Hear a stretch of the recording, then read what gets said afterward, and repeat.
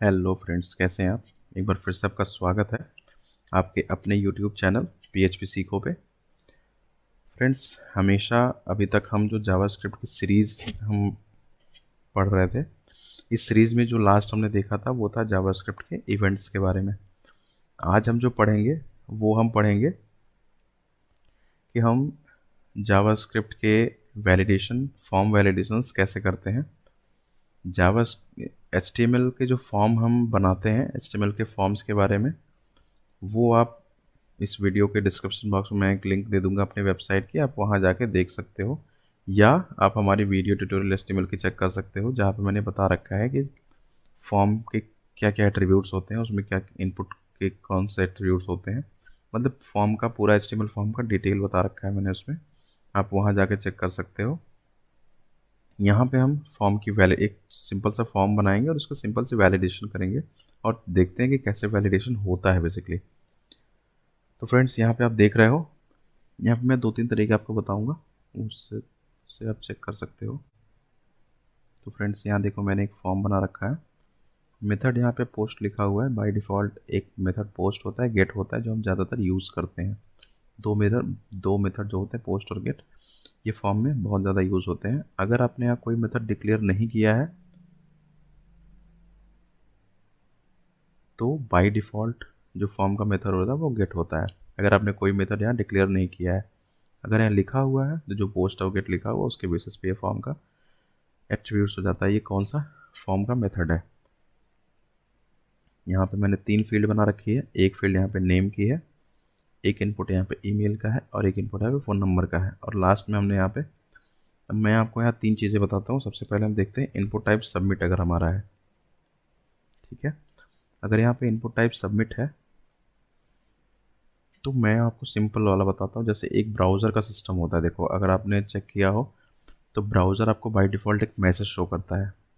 तो ब्राउज़र अगर आपको अपनी तरफ से कोई इनपुट नहीं देना है और ब्राउज़र के थ्रू आपको कोई चीज़ प्रिंट करनी है, तो आप सीधा यहाँ पे रिक्वायर्ड लगा सकते हो। जो फील्ड आपको चाहिए कि वो बिना यूज़र फिल किए ना जाए, उस फील्ड पे आपको रिक्वायर्ड एक एट्रीब्यूट होता है इनपुट बॉक्स का, जिससे ब्राउज़र ये समझ जाता है कि आपको बिना इस फील्ड को भरे यूज़र को जाने नहीं देना है। तो ब्राउज़र इसको क्या करता है, इसको ब्राउज़र अपना शो करता है मैसेज कि आपको इस फील्ड को फिल करना है।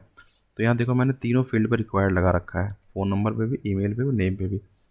चलिए देखते हैं क्या होता है। मैंने इस पेज को रिफ्रेश किया, मैं नॉर्मल रिफ्रेश कर देता हूँ। ये देखो यहाँ पे सबमिट लिखा हुआ है, यहाँ पे मैंने नाम लिखा।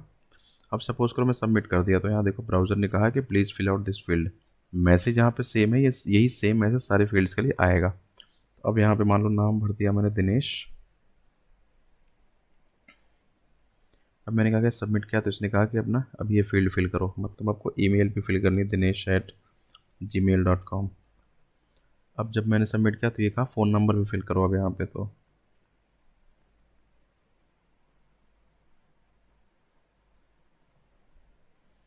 यहाँ पे देखो सबमिट करोगे तो ये रिफ्रेश हो जाता है पेज, मतलब आपका वो वैलिडेशन कंप्लीट हो गया। तो फ्रेंड्स, ये जो था ये ब्राउज़र के थ्रू आया था आपको ये मैसेज, जो रिक्वायर्ड वाला मैसेज था। अब दूसरा एक ऑप्शन होता है कि मान लो हमने रिक्वायर्ड नहीं लगा रखा है और हमें अपने हिसाब से मैसेज दिखाना है, कि हम यूज़र को अप्रोप्रिएट मैसेज शो करना चाहते हैं कि आपको किस फील्ड का, कौन सी फील्ड आपने फिल नहीं की है करेक्टली।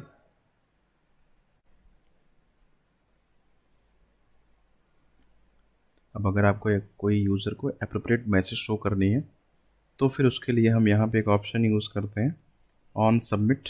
एक होता है यहाँ पे इवेंट्स। ऑन सबमिट इवेंट यहाँ क्या करता है, ऑन सबमिट इवेंट की सहायता से हम यूज़र को अप्रोप्रिएट मैसेज शो कर सकते हैं। मतलब मान लो यहाँ पे हमने रिटर्न लिखा और यहाँ पे एक फंक्शन बनाया फॉर्म सबमिट करके, ठीक है। ये एक कस्टम फंक्शन है। तो यहाँ पे वैलिडेशन जेएस हमने इम्प्लीमेंट कर रखी है, यानी यूज़ कर रखी है। इसमें हमने ये फंक्शन डिफाइन कर रखा है, देखो फॉर्म सबमिट है, तो फॉर्म सबमिट नाम का एक फंक्शन बनाया है। ये रिटर्न आपको लिखना चाहिए ऑन सबमिट के साथ, क्योंकि अगर आप ये ऑन रिटर्न नहीं लिखोगे तो होगा क्या कि जब भी कोई यूज़र को मैसेज आएगा और आपने यहाँ रिटर्न नहीं लिखा हुआ है, यूज़र ने ओके किया अलर्ट मैसेज को, जैसे ही ओके करेगा आपका पूरा पेज रिफ्रेश हो जाएगा। तो उस केस में जो आपने फॉर्म में कोई फील्ड भर भी रखी होगी वो भी क्लीन हो जाएगी। तो इस वजह से आपको रिटर्न लिखना चाहिए। ये है फॉर्म सबमिट। मैंने यहाँ पे 3 अलग अलग फील्ड बना रखी है, नेम की, ईमेल की, फ़ोन की। जो आप यहाँ आईडी ले रहे हो, इसी आईडी की सहायता से हम वहाँ पे इस वैल्यू को चेक करेंगे। आइए देखते हैं कैसे चेक होती है। यहाँ पे देखो, हमने नेम, ईमेल, फ़ोन नंबर नाम की 3 वेरिएबल जावास्क्रिप्ट में ली हुई है, और वहाँ पे जो हमने नेम, ईमेल और आईडी बना रखे थे, नेम, ईमेल, फ़ोन नंबर के नाम से, वो यहाँ पे मैंने गेट एम्प्लॉयी आईडी से उसकी वैल्यू उठा रखी है। इसी वैल्यू को कंडीशनल ऑपरेटर की सहायता से हम चेक कर रहे हैं कि ये वैल्यू ब्लैंक तो नहीं है। मतलब हमने नाम में अगर कुछ नहीं भर रखा है, नाम में कोई फिल नहीं कर रखा, तो यहाँ पे यूज़र को अलर्ट आएगा कि अपना नाम इंटर करो, इंटर योर नेम। तो ये मैसेज आप यूज़र को अपने हिसाब से दिखा सकते हो। Please inter your name, inter your name, inter valid name, कुछ भी लिख सकते हो जो मैसेज आप यूज़र को दिखाना चाहते हो। रिटर्न फॉल्स लिखना मस्ट है आपको, नहीं तो पूरा पेज आपका रिफ्रेश हो जाएगा अगर आप रिटर्न फॉल्स नहीं लिखोगे तो आपको ये डेटा क्या होगा, रिटर्न फॉल्स का मतलब ये है कि जो मैसेज आ रही है वापस फॉर्म को जाएगी और फॉर्म आपका रिफ्रेश नहीं होगा। इसी तरह मैंने नेम को चेक कर रखा है, फिर यहाँ पे ईमेल को चेक किया हुआ है कि ईमेल तो ब्लैंक नहीं है, और सेम एज फ़ोन नंबर को चेक कर रखा है, ब्लैंक नहीं है।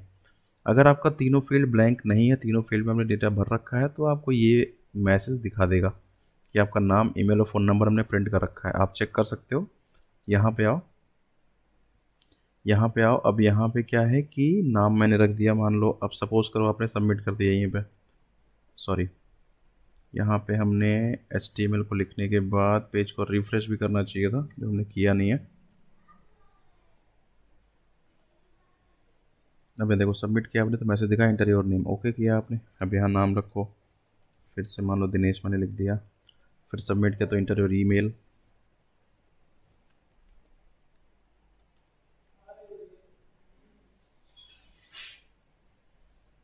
फिर अगेन सबमिट किया तो यहाँ कह रहा है इंटर योर फ़ोन नंबर। तो अब यहाँ आपने फ़ोन नंबर लिख दिया, कुछ भी नंबर आप लिख सकते हो चेक करने के लिए।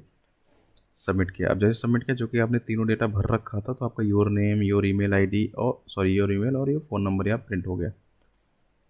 ठीक है, एक तरीका तो ये है। दूसरा तरीका ये है कि अगर आप ऑन सबमिट नहीं यूज़ करना चाहते हो, तो भी एक ऑप्शन ये आपके पास बचता है कि आप यहाँ इनपुट टाइप सबमिट ना करके आप सीधा बटन बना दो। मतलब मान लो कहीं पे बटन बना हुआ है और बटन का टाइप बटन है, तो आप यहाँ पे एक ऑन क्लिक यूज़ कर सकते हो, जिसमें आप सीधा फॉर्म सबमिट कॉल कर सकते हो। यहाँ पे रिटर्न की नीड नहीं है आपको, यहाँ सीधा आप ऑन क्लिक पे फॉर्म सबमिट कर सकते हो डायरेक्टली। तो ऑन क्लिक पे जो फंक्शन आपने कॉल कर रखा है, वही सेम काम करेगा जो अभी तक आप करा रहे थे यहाँ से। तो फ्रेंड्स, ये था form validation, simple form validation जो हम करते हैं किसी फॉर्म के ऊपर यूज़र्स के लिए, जिससे हमारे पास यूज़र के थ्रू जो डेटा आ रहा है वो वैलिड डेटा हो। ये नॉलेज, ये इन्फॉर्मेशन आपको कैसी लगी, ये मुझे लिख के ज़रूर बताइएगा इस वीडियो के कमेंट बॉक्स में।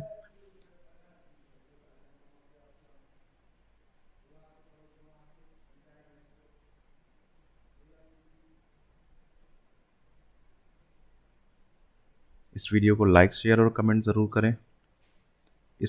हमारे वीडियो को सपोर्ट करने के लिए, हमारे चैनल को सपोर्ट करने के लिए आपका बहुत बहुत थैंक यू। इस वीडियो को शेयर करें औरों के साथ, जिससे लोगों की नॉलेज भी इंक्रीज़ हो, लोगों की नॉलेज बढ़े, जो इस वेब डेवलपमेंट के फील्ड में अपना, जो जावास्क्रिप्ट के लिए मतलब बेसिकली सीखना चाहते हैं उनके लिए।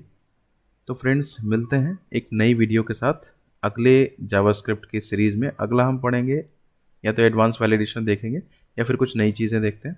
मिलते हैं एक नई वीडियो में, तब तक के लिए बाय बाय फ्रेंड्स।